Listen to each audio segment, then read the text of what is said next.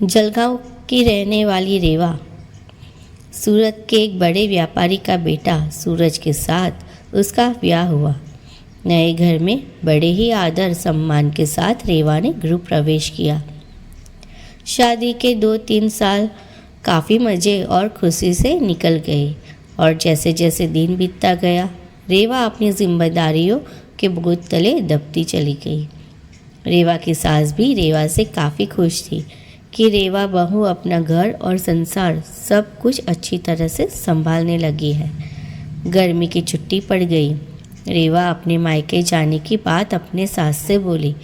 Mummy, 2 साल हो गए मैं मायके नहीं जा पाई, क्या मैं थोड़े दिन जाकर आऊँ? सास ने जवाब दिया, देखो रेवा, अगले साल चले जाना। रेवा यह सुनकर काफ़ी नाराज़ और दुखी होकर सोचने लगी कि जब छाया दीदी हर 3 महीने पर घर आती है तो मम्मी काफ़ी खुश होती है और कहती, कितने दिन के बाद आई हो और मुझे 2 साल हो गए, मेरे बारे में कोई सोचता ही नहीं है। मेरी खुशी किसी के लिए कोई मायने ही नहीं रखती। और क्या दिन भर इन लोगों को खाना बना के खिलाती रहूं, घर का सारा काम करती रहूं, क्या मेरी यही ज़िंदगी है? और रेवा कमरे में आंसू की धारा समेत दाखिल हुई। शाम को छाया दीदी आने वाली है, देखना मम्मी कितना खुश होती है। खाने के अलग अलग फरमाइशों की लड़ी लगती रहेगी कि कभी छाया दीदी के लिए समोसा बना दो, कभी पालक पनीर तो कभी बिरयानी। मैं इतना क्यों सोच रही हूँ, करना तो मुझे ही बनाना है। तो चलो किचन में अभी से तैयारी में लग जाऊँ। यह सोच ही रही थी कि तभी सास ने आवाज़ दी, रेवा जल्दी नीचे आओ, देखो छाया आई है। रेवा अपने चेहरे पर मुस्कान लिए अपने दुख को अंदर एक कोने में दबाए अपनी ननद का स्वागत करती है। कैसी हो भाभी? छाया रेवा से बोली। अच्छे हूँ दीदी, और घर में सब कैसे हैं? अच्छे हैं? अच्छा, हमारे जीजा जी कैसे हैं? छाया शर्माते हुए कहती है। वह भी भाभी अच्छे हैं।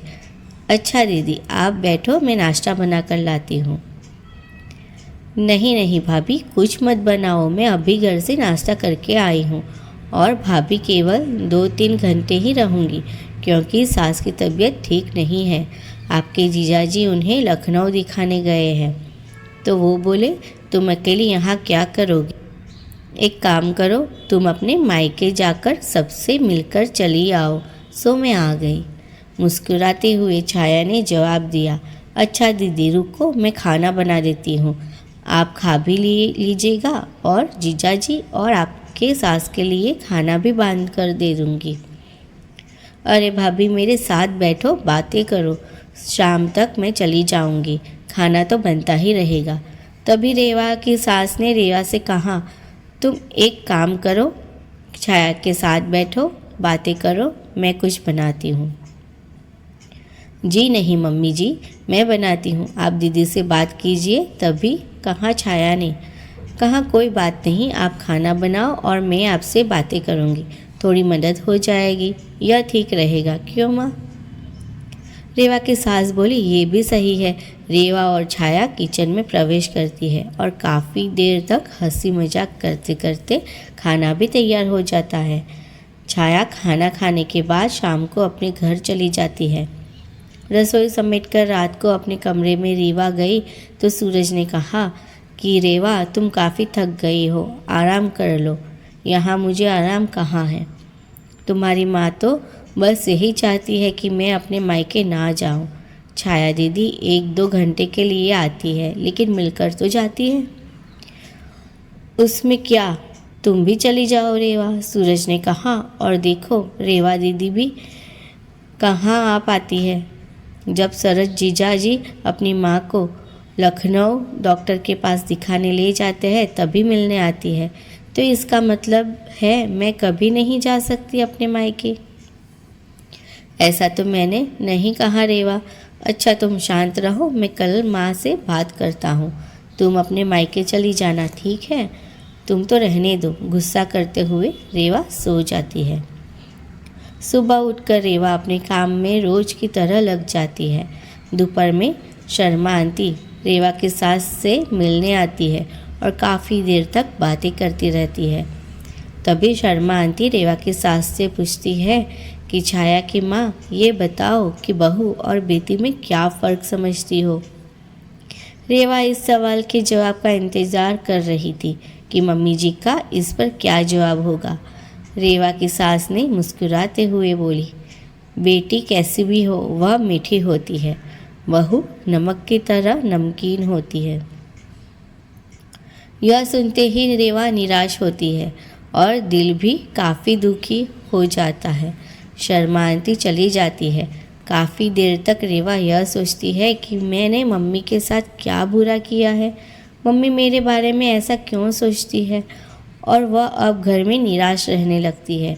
निराश रेवा को देखकर एक दिन रेवा की सास ने पूछा, रेवा आओ, तुमसे कुछ किसी ने कहा है क्या, या सूरज ने कुछ बोला क्या?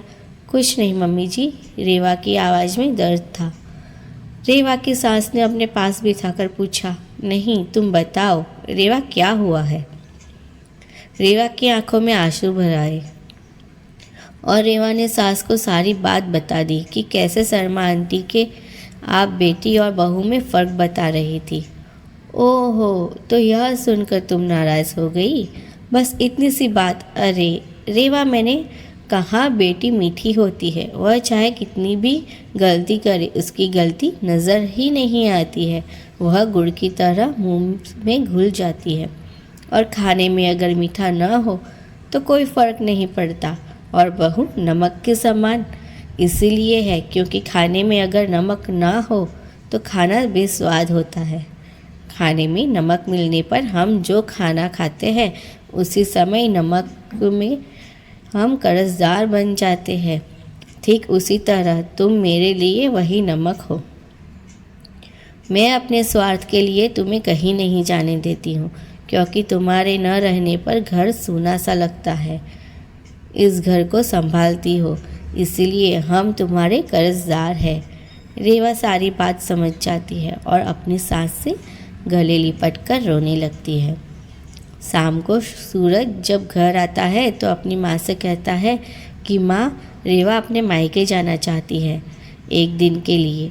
रेवा टपक से बोल उठी, नहीं नहीं, मुझे नहीं जाना है, मैं चली गई तो खाने में कोई स्वाद नहीं रहेगा।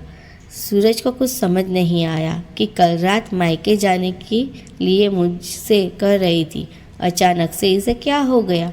सूरज सोचने लगा कि इन औरतों को समझना मर्दों के बस के परे है। रेवा की सास रेवा से सिर पर हाथ फेर कर रही थी और सूरज एक तक लगाकर रेवा और अपनी माँ को देखता रहा। अगर आपको यह वीडियो अच्छी लगे तो लाइक, शेयर और सब्सक्राइब ज़रूर करिएगा। धन्यवाद।